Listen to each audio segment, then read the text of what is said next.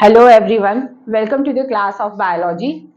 I am your biology teacher Farhad Sheikh and today we are going to study on the topic regulation of kidney function.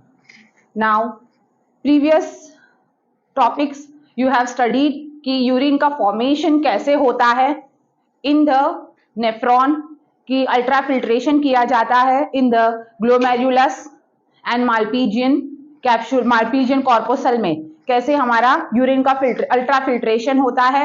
उसके बाद PCT और loop of Henle में हमारा absorption reabsorption किया जाता है। अब ये जो रीएब्जॉर्प्शन है ये होना जरूरी ही है, होगा ही। ओके, सॉल्ट का, वाटर का, जो जरूरत की चीजें है बॉडी की वो सारी निचोड़ ली जाती है, जो ग्लोमेरुलस फिल्ट्रेशन जो बना था उसमें से ले ली जाती है और जो चीजें हमारे बॉडी के लिए वेस्ट है वो सब वापस रिटर्न कर दिया जाता है नेफ्रॉन को। फिर आगे चलते हैं तो हमारे पास आता है डीसीटी एंड सीटी, that is distal convoluted tubule and collecting tubule. तो वहां पर होता है फैकल्टेटिव रीएब्जॉर्प्शन, मतलब जरूरत के हिसाब से रीएब्जॉर्प्शन होता है, राइट। अब ये जरूरत के हिसाब से जो रीएब्जॉर्प्शन है वो किस तरह से होता है वो हम आज पढ़ने वाले हैं एक टॉपिक में, that is regulation of kidney function. So ये जो रेगुलेशन ऑफ किडनी फंक्शन किया जाता है mainly by 3 hormones, that is सबसे पहला जो हमारा है ADH, दूसरा है हमारे पास रास मैकेनिज्म और तीसरा जो है दैट इज ANF। अब देखो रेगुलेशन हो रहा है किडनी का, तो यहां पर किडनी जो है सारा काम अकेले किडनी नहीं कर सकती है, किडनी के साथ बॉडी के दूसरे ऑर्गन्स भी इन्वॉल्व होते हैं जो हमारे बॉडी में सॉल्ट और वाटर के बैलेंस को मेंटेन करने के लिए सपोर्ट करते हैं किडनी को। ओके, तो उसमें सबसे पहले हमारे पास ADH है। अब ये जो ADH है इसको रिलीज करता है hypothalamus. ADH is released by hypothalamus। रास जो है ये मेनली फंक्शन करेगा बाय किडनी। किडनी में स्पेशल टाइप ऑफ अपैरेटस है, दैट इज हम कहेंगे उसको जक्स्टा ग्लोमेरुलर अपैरेटस। क्या है ये हम अभी आगे के लेक्चर में देखेंगे। और तीसरा है ANF, that is released by the heart. तो मेनली ये तीनों ऑर्गन मिलकर हमारी किडनी के फंक्शन को रेगुलेट करते हैं। अब ये एक्चुअली होता है through a feedback mechanism.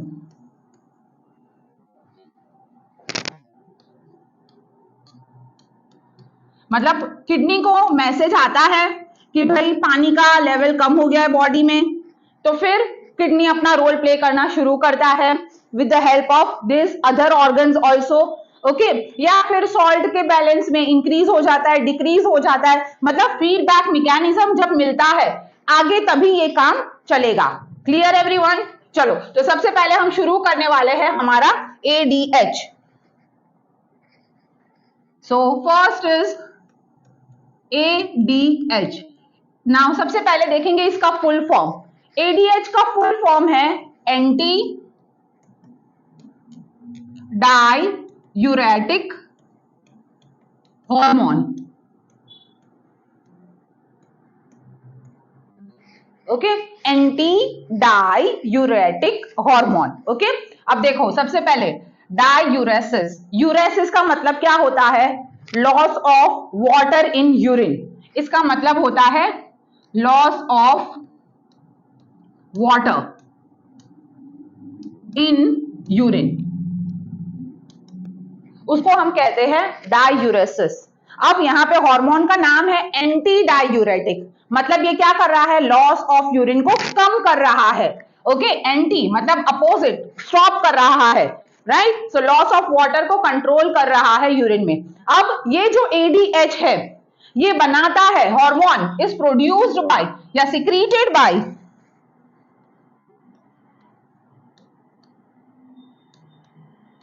Hypothalamus. इसको बनाता है हाइपोथैलेमस, लेकिन हाइपोथैलेमस आगे कोई रोल इसको हेल्प नहीं करेगा प्ले करने के लिए। हाइपोथैलेमस इसको पास कर देता है किसको? पोस्टीरियर पिट्यूटरी को। सो पोस्टीरियर पिट्यूटरी इसको रिलीज करता है, released by posterior pituitary. Okay, so posterior pituitary इसको रिलीज करता है और फिर ये जहां एक्ट करना है, दैट इज ये एक्ट करेगा डीसीटी और सीटी पे जाकर, और वाटर जो है जिसका लॉस कम करना है, ओके, एंटी डायूरेसिस करना है, वो रोल यहां पर ये प्ले करेगा, मतलब वाटर का रीएब्जॉर्प्शन करवा लेगा according to the requirement. Okay, body की जैसे रिक्वायरमेंट होगी उसके हिसाब से ये हार्मोन जो है वो फंक्शन करेगा, राइट। चलो, सो ये हो गया हमारा कि कैसे सिक्रीशन हो रहा है। नाउ ये फंक्शन क्या करेगा, let us see the functions.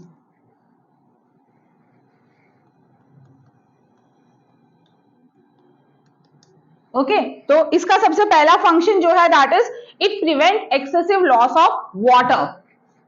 इसका पहला फंक्शन सबसे मेन क्या है, to prevent excessive loss of water in urine.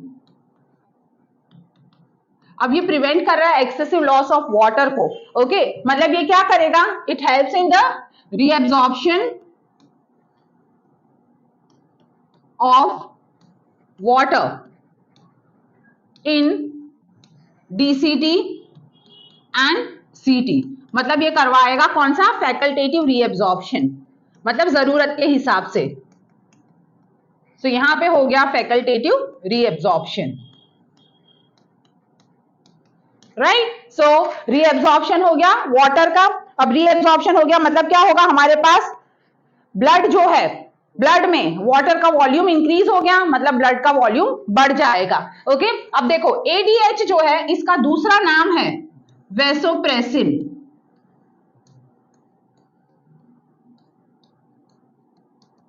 Okay, इसका दूसरा नाम है वैसोप्रेसिन। तो लेट अस सी उसका इंफॉर्मेशन क्या है वैसोप्रेसिन।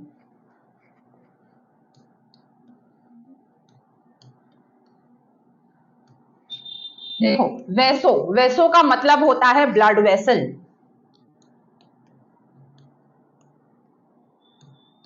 और प्रेसिन मतलब प्रेस करना, कॉन्स्ट्रिक्ट करना। तो यहां पर हम कह सकते हैं कि इसका दूसरा रोल है वेसो कॉन्स्ट्रिक्शन करना, राइट। तो एक और रोल यहां पे फंक्शन में हमारे पास आ जाएगा कि it helps in वेसो constriction of blood vessel.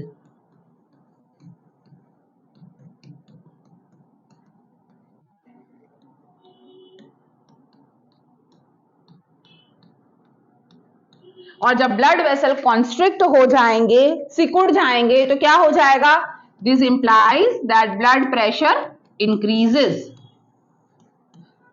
Blood pressure बढ़ जाएगा। क्लियर। ओके, तो हमने देखा कि इसके फंक्शन क्या क्या होंगे।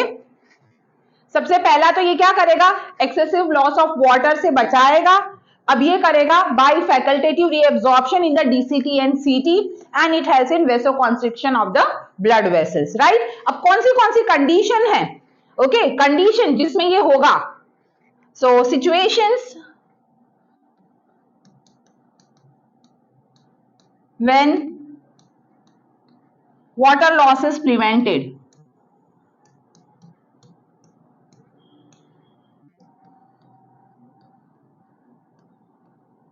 so कौन सी ऐसी सिचुएशन होगी, दैट इज जब हम स्वेटिंग करते, जैसे अभी समर है, समर में हमको एक्सेसिव स्वेटिंग होता है, तो तब हमारे बॉडी से पानी ऑलरेडी लूज हो रहा है, so during sweating.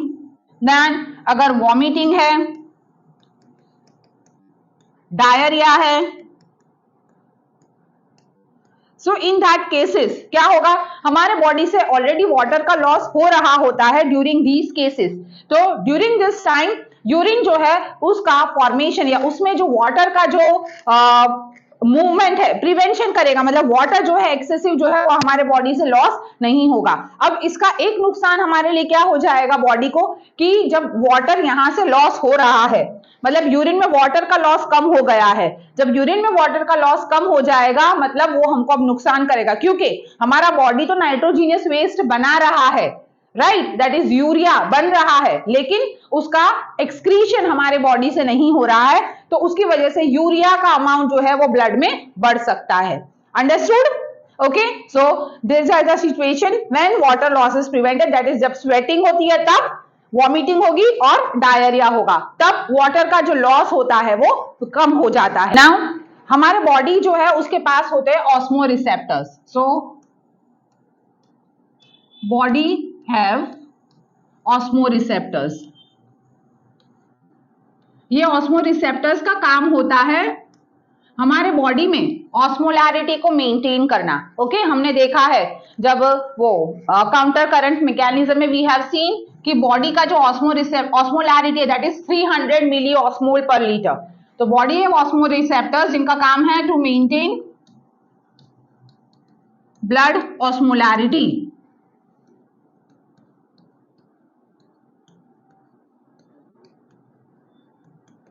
The blood osmolarity is 300 milliosmol per liter, right? ये हमारी नॉर्मल ऑस्मोलैरिटी है बॉडी की।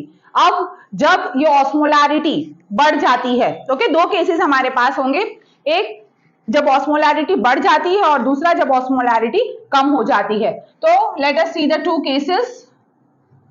केस 1 और यहां पे हम देखेंगे केस 2, राइट? चलो, केस 1 में हमने क्या कहा? When blood osmolarity increases,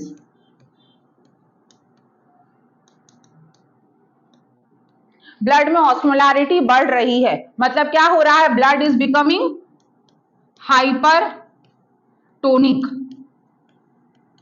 okay, मतलब ब्लड में ऑस्मोलैरिटी बढ़ रही है, हाइपरटोनिक हो रहा है, या फिर हम कह सकते हैं सोडियम जो है Na+ का कॉन्सेंट्रेशन जब ब्लड में बढ़ जाएगा, राइट? सॉल्ट का, दैट इज Na+ मतलब सॉल्ट का, या और वी कैन से वाटर का जो लेवल है वो कम हो जाएगा। ओके, अब ये सारे केसेस हमको कब देखने को मिलते हैं कि ब्लड की ऑस्मोलैरिटी बढ़ जाए, मतलब हाइपरटोनिक हो जाए, मतलब वाटर का लेवल जो है वो कम हो जाए। वाटर का लेवल बॉडी में कम हो जाता है, generally it occurs in summers. मतलब हम देख रहे हैं ये सिचुएशन मेनली जब समर में हमारे बॉडी में क्या होता है, यूरिन जो होता है, ओके, वो कैसा हो जाता है? कॉन्सेंट्रेटेड यूरिन हो जाता है। तो कॉन्सेंट्रेटेड यूरिन क्यों हो जाता है? क्योंकि बॉडी को स्वेटिंग हो रहा है। अभी हमने देखा प्रीवियस में, यहाँ पे हमने देखा स्वेटिंग में वाटर का जो लॉस है उसको प्रिवेंट किया जाता है। तो यही होगा यहाँ पर कि समर में वाटर के लॉस को बचाना है, मतलब हमको क्या करना है, हमारी ऑस्मोलैरिटी जो है ब्लड की वो बढ़ जाती है। अब ऑस्मोलैरिटी बढ़ जाएगी तो इसका मतलब क्या होगा हमारे पास कि सिग्नल जाएगा यहां से, जैसे ही ऑस्मोलैरिटी बढ़ी so signal to hypothalamus, signal will go to the hypothalamus. जैसे ही सिग्नल गया हाइपोथैलेमस के पास, तो अब हाइपोथैलेमस क्या करेगा? रिलीज करेगा, रिलीज नहीं सॉरी सिक्रीट करेगा, सिक्रीशन ऑफ एडीएच होगा। ओके, अब ये एडीएच जो है ये कहां जाएगा? इट इज रिलीज्ड बाय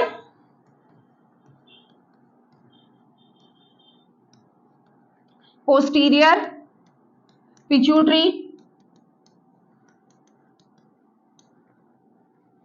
अब ये पोस्टीरियर पिट्यूटरी क्या करवाएगा? कंडीशनल रीअब्जॉर्प्शन करवाएगा, दैट इज वाटर परमिएबिलिटी को इंक्रीज करेगा,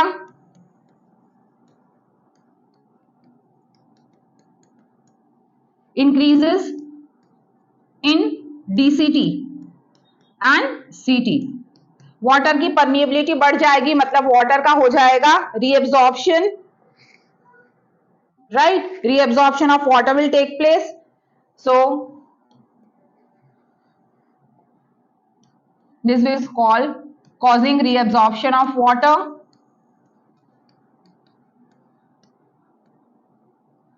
and water reabsorb हो जाएगा, मतलब there will be less water in urine, water in urine is less.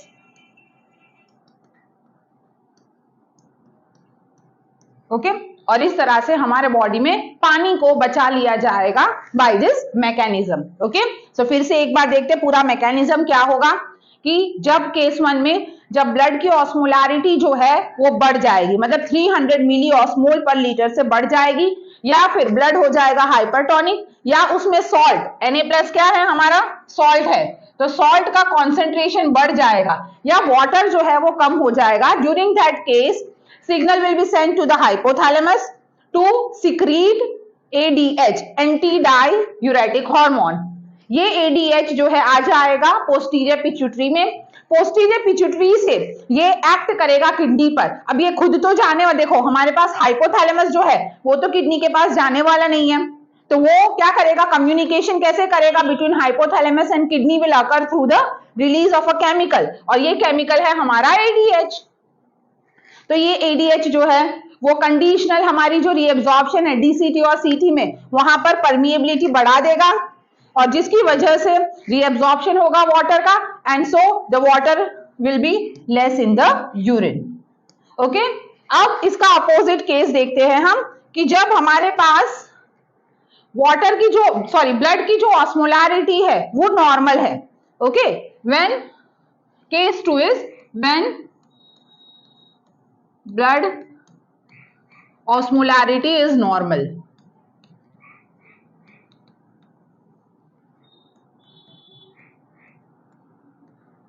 अब ब्लड की ऑस्मोलारिटी नॉर्मल है, राइट, मतलब क्या होगा यहां पर ब्लड कैसा है hypotonic,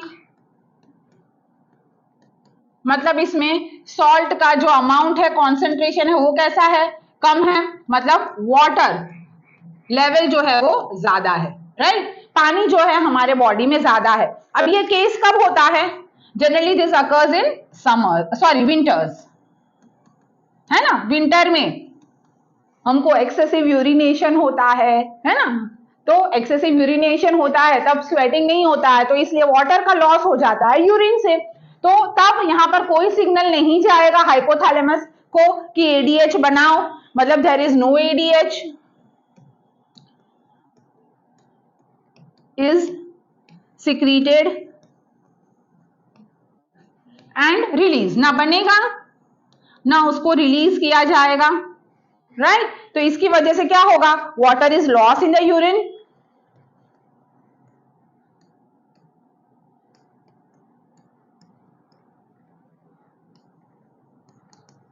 hence there will be more urination, urination ज्यादा हो जाएगा।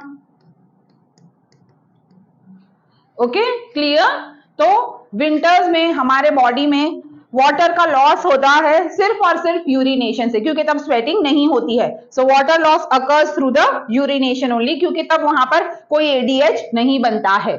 Understood, now there are certain substances जिसको हम कहेंगे diuretics.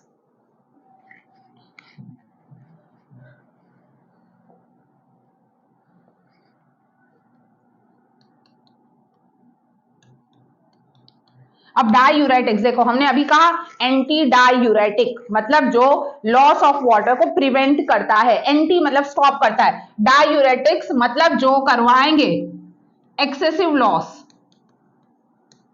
Of water in urine, मतलब बॉडी न चाहते हुए भी एक्सेसिव लॉस कर देगा यूरिन में वाटर का। तो ऐसे क्या क्या चीजें हैं, जैसे फॉर एग्जाम्पल हमारे पास है alcohol, if a person is drunk तो उसके बॉडी से अल्कोहल की वजह से वाटर का लॉस हो जाता है, राइट। फिर दूसरा एक्सेसिव टी कॉफी, जो लोगों को पीने की आदत होती है तो उनके बॉडी में भी जो लॉस ऑफ वाटर है वो इंक्रीज हो जाता है। इसके अलावा कुछ ड्रग्स है जो ड्राई यूरेटिक्स के जैसे काम करते हैं, मतलब they play a role in removal of excessive water in the form of urine, right. तो यहां हमारा कंप्लीट हो गया पहला part of this class, that is ADH, right, anti-diuretic hormone. Now we are going to start with the second mechanism, that is RAS mechanism.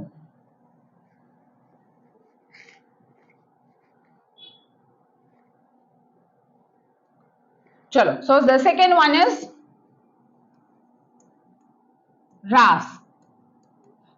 Okay, रास, रास, RAAS, रास mechanism. अब ये जो रास है ये बनाना है एक्चुअली 3 हार्मोन के मिलकर. ओके, दैट इज पहला जो हार्मोन है R stands for renin. Single N आएगा, don't write double N. Double N वाला जो है वो एंजाइम है जो बच्चों में मिल्क के डाइजेशन के लिए हेल्प करता है. यहां पर ये रेनिन जो है सिंगल एन वाला इज अ हार्मोन जो हमारा किडनी के रेगुलेशन में हेल्प करेगा. नेक्स्ट है angiotensin. Angiotensin, renin, angiotensin and aldosterone. So renin, angiotensin, aldosterone system. इसका पूरा नाम हो जाएगा renin, angiotensin,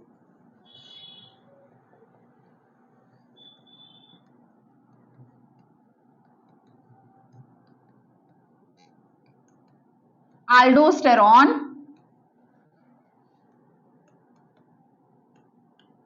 सिस्टम. ओके, अब यहां पर हमारे पास मेनली 3 हार्मोन्स है. एक है रेनिन, एक है एंजियोटेंसिन और एक है अल्डोस्टेरॉन. रेनिन जो है it is formed in the kidney, right. Angiotensin जो है ये एंजियोटेंसिन को एक्चुअली में बनाता है. Actually it is angiotensinogen. Angiotensinogen, tensinogen, क्योंकि इसका कन्वर्जन आगे चलकर होगा. एंजियो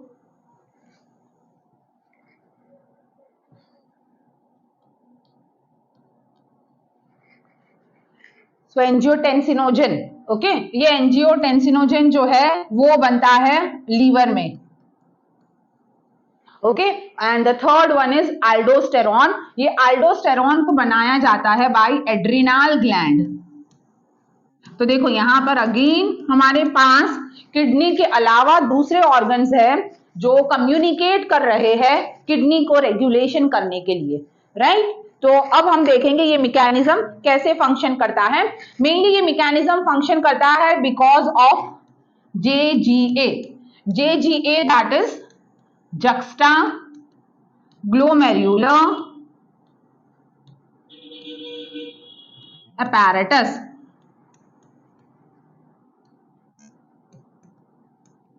सो ये JGA का मेन रोल है रास मैकेनिज्म में. सो लेट अस सी नाउ JGA. क्या है ये JGA?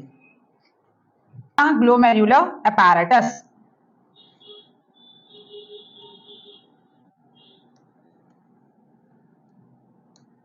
JGA, juxta glomerular apparatus. सबसे पहले तो मैं बता देती हूँ ये बनेगा कैसे जक्स्टा ग्लोमेरुलर apparatus. तो मेनली ये 3 सेल्स के कॉम्बिनेशन से बनता है.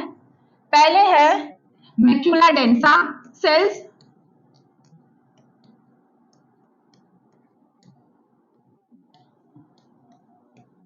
दूसरे जो सेल्स है that is juxta glomerular sales,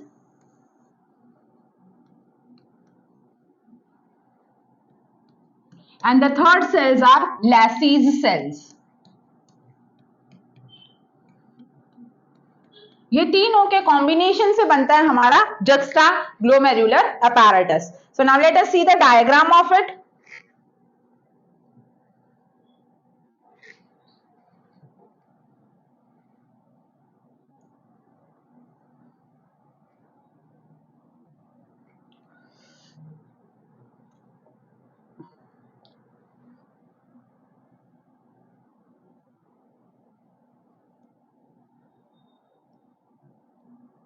ये है हमारा वॉमन्स capsule.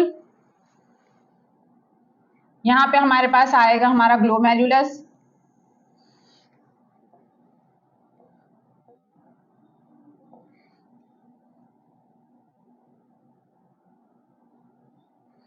This one is afferent arteriole and this one is efferent arteriole. Okay, थोड़ा ऊपर से बना देती हूं मैं.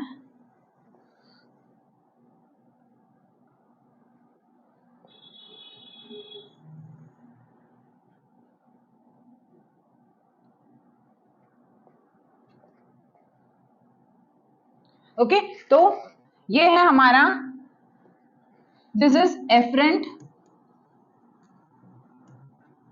Arteriole and this one is efferent arteriole.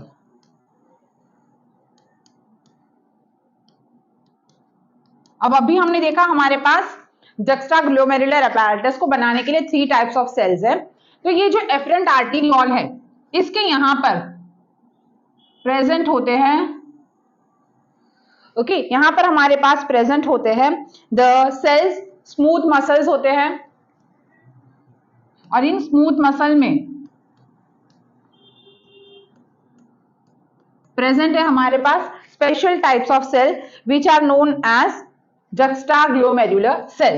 So smooth muscles of efferent arteriole have ये स्पेशल सेल्स है जिनका नाम है juxtaglomerular cells.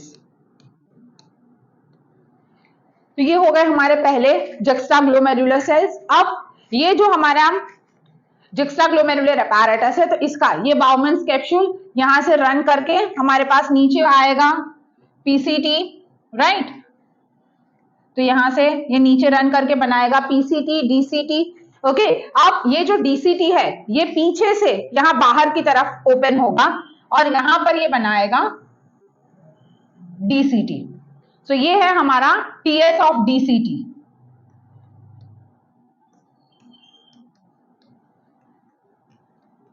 अब ये डीसीटी जो है इसके पास प्रेजेंट होते हैं 2 टाइप्स ऑफ सेल्स। रेगुलर इसके पास सेल्स होते हैं, that is cuboidal cell, simple cuboidal, okay. ये कौन से सिंपल क्यूबॉइडल सेल्स है, राइट। और यहां पर इसके अलावा जो पोर्शन ग्लोमेरुलस के सामने आ रहा है, यहां पर दूसरे टाइप के सेल्स है, and these cells are columnar, simple columnar in shape. तो ये है हमारे simple columnar cells, और simple columnar cells का नाम है macula densa.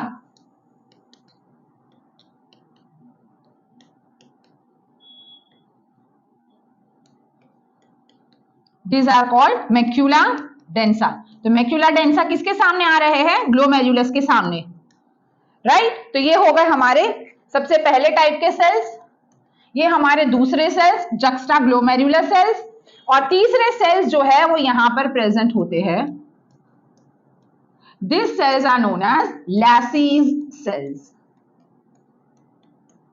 ग्लोमेरुलस के पास प्रेजेंट होते हैं यहां पर, sorry,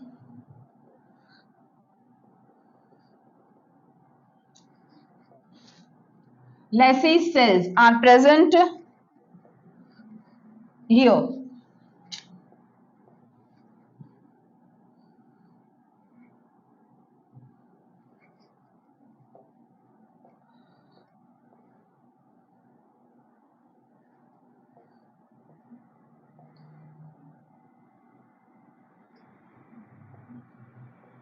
So let us make our Lacies cell.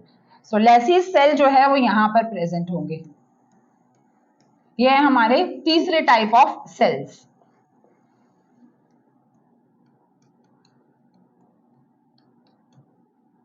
That is the third type of cells. तो तीनों के कॉम्बिनेशन से बन गया हमारा juxtaglomerular apparatus. Now what will happen, अब सोडियम का लेवल जो है, जनरली रास मैकेनिज्म कब काम करेगा, ये जो रास है ये स्टिम्युलेट किया जाता है, the RAAS is stimulated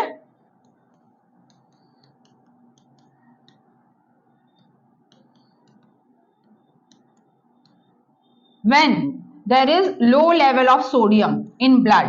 blood में सोडियम का लेवल कम है। अब सोडियम का लेवल कब कम होगा, जब ग्लोमेरुलर फिल्ट्रेशन रेट कम हो जाएगी, मतलब ग्लोमेरुलर फिल्ट्रेशन कम है, या फिर we can say when there is low blood pressure. जब ब्लड प्रेशर कम होगा तब इसका स्टिम्युलेशन होगा। सो नाउ लेट अस सी कैसे फंक्शन करेगा। तो सबसे पहले मैक्यूला डेंसा जो है वो डिटेक्ट करेगा कि भाई ब्लड में सोडियम का लेवल कम है। ओके, मैक्यूला डेंसा सबसे पहले डिटेक्ट करेगा that there is low level of sodium in the blood. जैसे ही मैक्यूला डेंसा ने डिटेक्ट किया, ये मैसेज भेजेगा जेक्स्ट्राग्लोमेरुलर सेल्स को कि भाई तुम सिक्रीट करो दैट इज हार्मोन रेनिन। क्या करेगा? रेनिन का रिलीज करवाएगा, राइट। चलो तो लेट अस सी क्या होगा। सबसे पहले detection of low Na+। Okay, sodium का जो लेवल है वो कम है, मतलब कंडीशन कैसी है? हाइपरटेंशन है।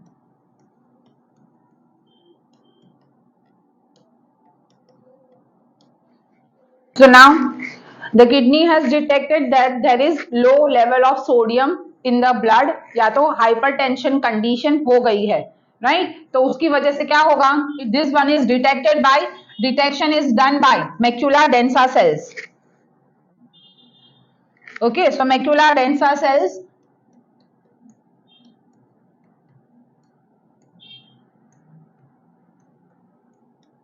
ने किया है डिटेक्शन ऑफ सोडियम। ओके, अब जैसे ही डिटेक्ट किया तो ये मैक्यूला डेंसा सेल्स क्या करेंगे?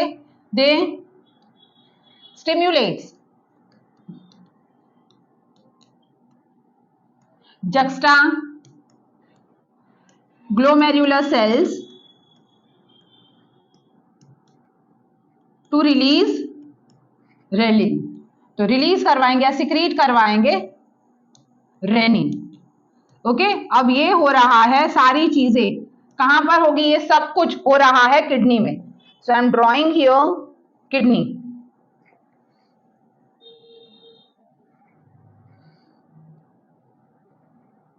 तो ये सब कुछ हो रहा है किडनी में, राइट।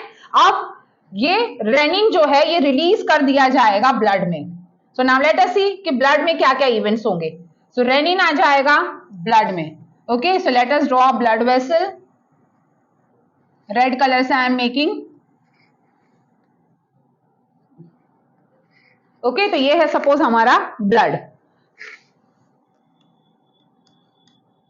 अब रेनिन आ गया ब्लड में। अब रेनिन जो ब्लड में आ रहा है, ब्लड में प्रेजेंट होगा एंजियोटेंसिनोजन।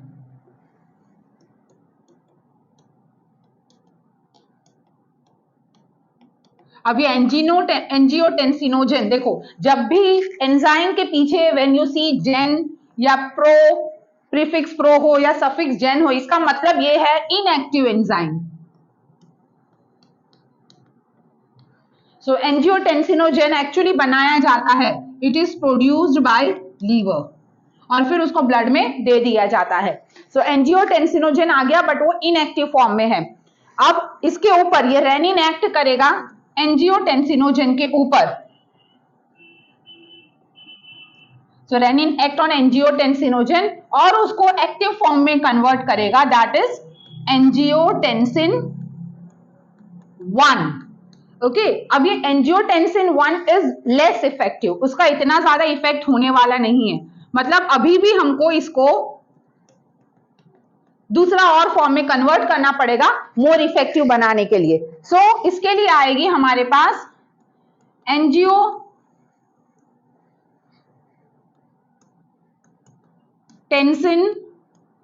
Converting enzyme. अब ये एंजाइम कहां से आएगी? So this will come from the lungs. Lungs इसको बनाएगा। सो एंजियोटेंसिन कन्वर्टिंग एंजाइम को बनाया लंग्स ने। ये एंजियोटेंसिन कन्वर्टिंग एंजाइम एंजियोटेंसिन 1 को कन्वर्ट करेगा इसके मोर इफेक्टिव फॉर्म में, that is angiotensin 2 which is more effective.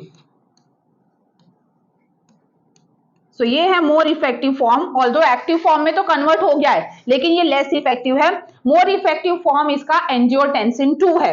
अब ये एंजियोटेंसिन 2 जो है इसके अलग अलग रोल्स होंगे। सो इसके जो इफेक्ट्स होंगे वो अलग अलग होंगे। सबसे पहले तो जैसे ही एंजियोटेंसिन 2 में ये कन्वर्ट होगा, ये करेगा ब्लड वेसल का वेसो कॉन्स्ट्रिक्शन। ओके, वेसो कॉन्स्ट्रिक्शन मतलब ब्लड वेसल का होगा कॉन्स्ट्रिक्शन। और अभी हमने प्रीवियस इसी लेक्चर में देखा कि जब ब्लड वेसल कॉन्स्ट्रिक्ट होता है मतलब ब्लड प्रेशर जो है वो बढ़ जाता है। और हमको करना यही है, हमको क्या करना है, ब्लड प्रेशर को बढ़ाना है ना। यहाँ पर देखो हमारा क्या है, लो बीपी है, हमको ब्लड प्रेशर को इंक्रीज करना है। तो चलो, तो यहाँ पर एक वे में तो हमने देखा कि हमारा जो ब्लड प्रेशर है वो बढ़ गया, राइट। दूसरा जो है हमारे पास जो एड्रिनल ग्लैंड है किडनी के ऊपर, किडनी जो है ये किडनी के ऊपर प्रेजेंट होते हैं एड्रिनल ग्लैंड। ओके, यहाँ पर ये प्रेजेंट है एड्रिनल ग्लैंड। ये एड्रिनल ग्लैंड जो है इसको हमने डिवाइड करेंगे आगे, हम प्रीवियस चैप्टर नेक्स्ट चैप्टर में देखेंगे। एड्रिनल ग्लैंड को हम दो रीजन में डिवाइड करेंगे। बाहर वाला जो है दैट इज कॉर्टेक्स और अंदर वाला जो है वो है मेड्यूला। अभी हमको कॉर्टेक्स का काम है। ये जो कॉर्टेक्स है ये बनाता है डिफरेंट हॉर्मोन्स। उसमें से एक है हमारे पास hormone that is aldosterone. So adrenal gland is making hormone aldosterone. ये जो एल्डोस्टेरॉन है इसका काम होता है सोडियम का रीएब्जॉर्प्शन करवाना। It causes Na+ reabsorption in DCT and CT। मतलब CT और DCT से ये काम करवाएगा कि सोडियम का रीएब्जॉर्प्शन कर लो। अब जैसे ही सोडियम का रीएब्जॉर्प्शन हो जाएगा इसका मतलब क्या हुआ, हमारे पास ब्लड में सोडियम का लेवल बढ़ गया। सो दिस इंप्लाइज सोडियम का लेवल बढ़ गया। हमारे पास वैसे ही कम है ब्लड में, रास मैकेनिज्म में सोडियम का level. So here the level of sodium increases. Sodium increase होगा मतलब बॉडी में वाटर का जो लेवल है वो बढ़ेगा। वाटर लेवल इंक्रीज होगा मतलब ब्लड का वॉल्यूम बढ़ जाएगा। So blood volume increases and when blood volume increases implies जो ब्लड प्रेशर है वो ऑटोमेटिकली बढ़ जाएगा। ब्लड प्रेशर इंक्रीजेस, तो हमको यही काम करना है, ब्लड प्रेशर को बढ़ाना है। So blood pressure can also be increase by the aldosterone secreted by the cortex region of adrenal gland. क्या करेगा वो, सोडियम का रीअब्जॉर्प्शन करवा देगा इन DCT एंड CT, जिसकी वजह से सोडियम का जो लेवल है वो ब्लड में इंक्रीज होगा, मतलब यूरिन में कम हो जाएगा। तो उसकी वजह से वाटर लेवल एंड देन देखो जब भी ब्लड प्रेशर कम होता है किसी का तो जनरली एडवाइस किया जाता है कि शुगर खा लो या तो फिर सॉल्ट वाला कुछ भी खा लो ज्यादा। तो उससे क्या होता है, ब्लड प्रेशर बढ़ जाता है। ब्लड प्रेशर अगर कम होता है तो कैसे होगा, जब भी सोडियम का लेवल बढ़ेगा मतलब बॉडी में वाटर का लेवल इंक्रीज होगा। ओके, एंड वाटर का लेवल इंक्रीज होगा मतलब ब्लड का वॉल्यूम बढ़ जाएगा, अल्टीमेटली ब्लड का प्रेशर इंक्रीज हो जाएगा। अंडरस्टूड? ओके, चलो नाउ एक और चीज होगी, क्या होगा, तो अब जो पोस्टीरियर पिट्यूटरी है, so the third effect is posterior pituitary release करेगा ADH एंटी डायूरेटिक हार्मोन, जिसका अभी हमने रेगुलेशन देखा पूरा कैसे काम करेगा। तो ये ADH जो है ये क्या कर रहा था, वाटर का रीएब्जॉर्प्शन करवा रहा था। मतलब यहां पर होगा वाटर रीएब्जॉर्प्शन, वाटर रीएब्जॉर्प्शन होगा मतलब ब्लड का वॉल्यूम इंक्रीज होगा and again blood pressure increase हो जाएगा। So this is how the RAS mechanism is functioning. Okay, एक बार फिर से देख लेते हैं RAS mechanism कैसे काम करेगा। तो RAS mechanism जनरली स्टिम्युलेट होगा जब ब्लड में सोडियम का लेवल कम है या ग्लोमेरुलर फिल्ट्रेशन रेट कम बन रही है, या जनरली वी कैन से कि जब ब्लड प्रेशर ब्लड में कम है तब ये RAS mechanism काम करेगा बाय जक्स्टा ग्लोमेरुलर अपैरेटस। इसमें आते हैं मेनली 3 सेल्स हमारे पास, एक है मैक्यूला डेंसा, दूसरा जक्स्टा ग्लोमेरुलर सेल्स और तीसरे जो हमारे सेल्स है that is lacis cells. Macula densa detects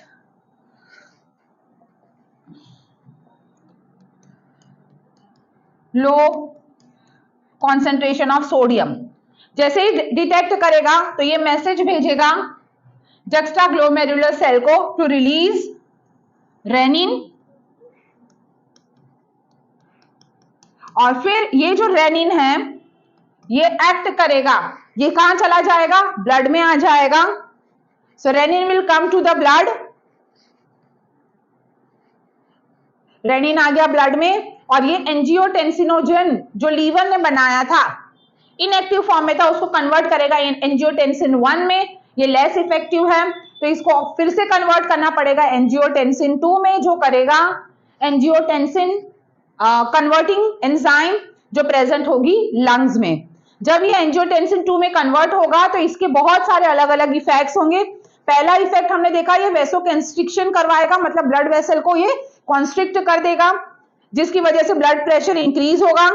दूसरा हमने देखा, ये एड्रिनल ग्लैंड से सिक्रीट करवाएगा from the cortex region aldosterone को, जिसकी वजह से सोडियम का रीअब्जॉर्प्शन बढ़ेगा by DCT and CT. Ultimately sodium बढ़ेगा, वाटर इंक्रीज होगा and then blood pressure increases. और तीसरा काम ये करेगा, ये पोस्टीरियर पिट्यूटरी से रिलीज करवाएगा एडीएच। एडीएच की वजह से वाटर का रीअब्जॉर्प्शन बढ़ जाएगा। अगेन कहां पे होगा ये, इन डीसीटी एंड सीटी। सो वाटर का रीअब्जॉर्प्शन बढ़ेगा इन डीसीटी एंड सीटी में, ब्लड वॉल्यूम इंक्रीज होगा and ultimately the blood pressure increases. तो ये हो गया हमारा पूरा रास मैकेनिज्म।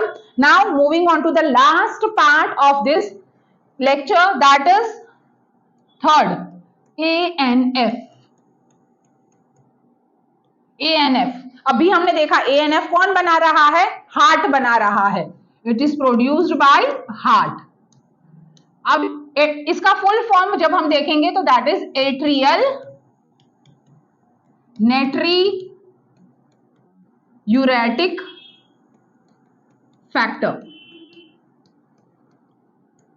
देखो नाम से ही हमको पता चल जाता है, एट्रियल मतलब ये बना रहा है एट्रिया। एट्रिया कहां होंगे, the upper two chambers of heart. Okay, तो हार्ट बना रहा है इसको। नेट्री, नेट्री का मतलब क्या होगा हमारा, सोडियम। नेट्रियम लैटिन नेम है सोडियम का, राइट। सो यहां पर एट्रियल नेट्री यूरेटिक फैक्टर है, मतलब यहां पर क्या हो रहा है, हमारे पास सोडियम का लेवल, देखो प्रीवियस हमने रास में क्या देखा था कि सोडियम का जो लेवल है वो कैसा था हमारे पास यहां पर, ओके सॉरी, यहां पर मैंने हाइपरटेंशन नहीं, यहां पे आएगा हाइपोटेंशन, क्योंकि सोडियम का लेवल कम है ना। So here there will be hypotension. Okay, यहां सोडियम का लेवल कम था। अब इसके अपोजिट काम करता है हमारा एएनएफ। ओके, मतलब it is antagonistic to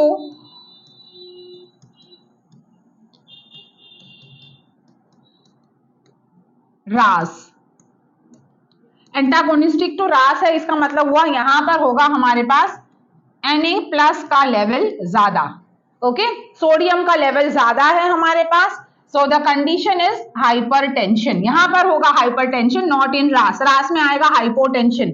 okay, अब हमारे पास सोडियम का लेवल ज्यादा है, हमको क्या करना पड़ेगा, सोडियम के लेवल को कम करना है, राइट। सो कैसे करेंगे हम, सो जब blood pressure is more, sodium का लेवल ज्यादा है मतलब when blood pressure is high, जब ब्लड प्रेशर ज्यादा होगा तो हार्ट के ऊपर प्रेशर आएगा, है ना, हार्ट जो है उसके ऊपर प्रेशर आएगा।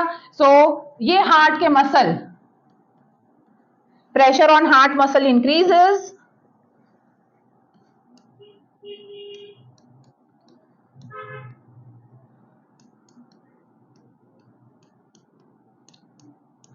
जिसकी वजह से रिलीज होगा ये ANF, that is atrial natriuretic factor. अब ये जो है ये क्या करेगा, एएनएफ सप्रेस कर देगा रास को, सो इट सप्रेसेस रास mechanism.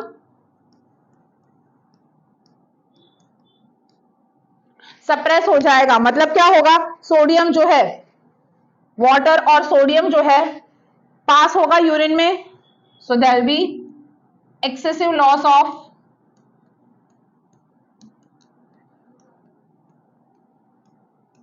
Sodium and water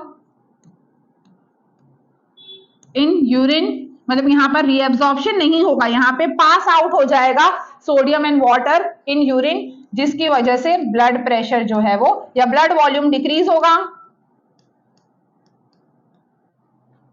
and ultimately the blood pressure comes down. और यही हमको करना है ना, हमारे पास यहाँ ब्लड प्रेशर ज्यादा था तो हमको ब्लड प्रेशर को कम करना था, मतलब this mechanism is antagonistic to RAAS mechanism. Alright, so this was the last part of our regulation of kidney function. चलो अब थोड़ा सा हम कर लेते हैं रैपिड क्वेश्चनर। ओके, सबसे पहले मुझे बताओ कि name the hormone that is produced by the liver in the inactive form. Name the hormone produced by liver in an inactive form. So that is angiotensinogen. Name the enzyme which convert angiotensin 1 to angiotensin 2 and which organ is producing it. तो कौन बनाता है उसको? lungs बनाता है. What is the name of the enzyme? It is angiotensin converting enzyme. Right? Okay. Now tell me angiotensin 2 act on which part of adrenal gland? Is it cortex or medulla? So it is cortex, cortical region होगा, right? Okay. अब बताओ मुझे कि रास mechanism में blood pressure ज्यादा होता है या कम होता है? राइट, तो ब्लड प्रेशर कैसा होता है? कम होता है। ब्लड प्रेशर कम है मतलब सॉल्ट का कॉन्सेंट्रेशन कम है, राइट? सो सॉल्ट के कॉन्सेंट्रेशन को हम बढ़ा रहे थे, है ना, यहाँ पर हमने सॉल्ट के कॉन्सेंट्रेशन को बढ़ाया है, ब्लड प्रेशर को इंक्रीज किया है, जबकि उसका एंटागोनिस्टिक है हार्ट वाला हार्मोन दैट इज ANF, जो ब्लड प्रेशर को क्या कर रहा है? डिक्रीज कर रहा है। ओके, इसमें जो जक्स्ट्राग्लोमेरुलर apparatus है, remember the name of those cells. कौन से 3 सेल्स है उसमें?